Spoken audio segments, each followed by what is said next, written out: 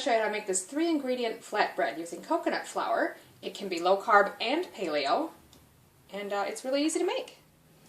So I've got my ingredients assembled here. Now the original recipe suggested using actual egg whites rather than eggs from a carton. That happens to be what I have on hand, so I am going to use this. And as it called for 12 egg whites, and this carton actually is equivalent of 16 egg whites, I'm going to slightly increase the ingredients, the amount of all the ingredients that I use. I'll give you the original recipe below as well as what I've used. So instead of 12 egg whites, I'm using this full carton, which is 16 egg whites. Then we're going to need coconut flour, and I'm going to use a 1/3 cup. Baking powder, I'm going to use about 2 2/3 teaspoon. You could increase it to 3 actually, because we're using the carton eggs. And then about 1 1/3 teaspoons of sea salt. You're going to need a little bit of oil or spray. If you use coconut oil, that's fine. You can use olive oil or even a nonstick spray just for the frying pan.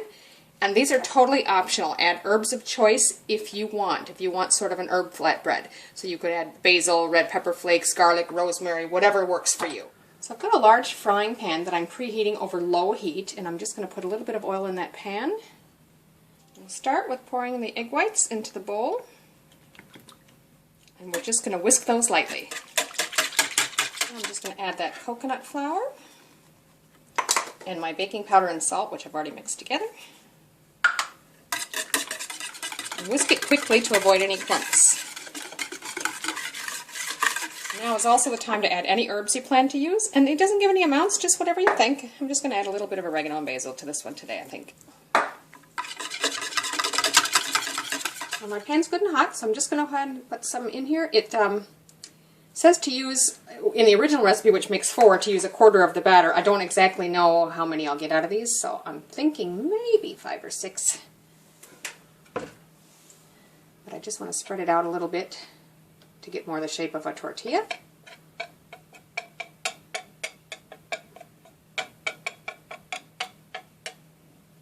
Or you can even shake your pan around a bit just to get it to spread out. And we're going to cover that with a glass lid just so I can see through it. We want to see when the edges get a little bit bubbly, like when you would flip pancakes. You want the edges to be a little dry and bubbly. You can see the edges look dry, just like a pancake, and you got little tiny air bubbles popping out of there. So that should be ready to flip. Just going to very carefully loosen it all the way around.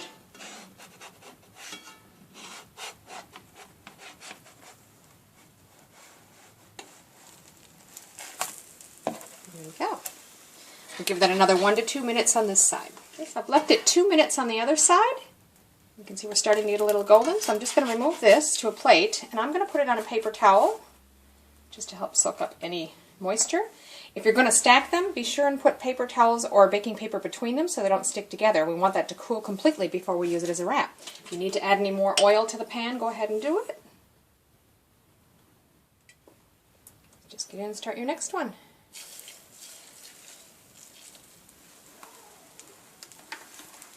I actually think using the back of a spoon works really well to get them out to the size you want, because they will get a little bit thicker, so don't worry too much about it seeming thin. But get it out to the size you want, and then put that cover on for about 3 to 4 minutes, just like the first one. So as you can see, that's how they turned out. They sort of look a bit pancakey, but the texture is very definitely more egg-like than bread-like.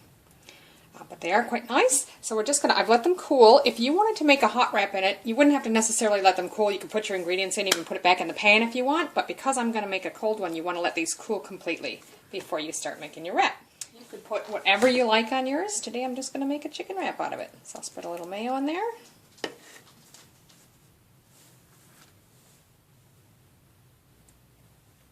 couple slices of chicken.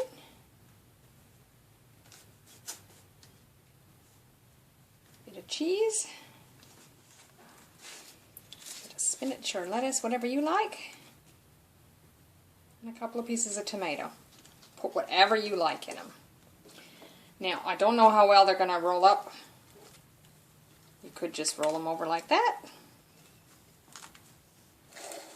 So there you have it, 3-ingredient flatbread. It's low carb. It has an option to make it paleo, and it's really tasty. Do give it a try.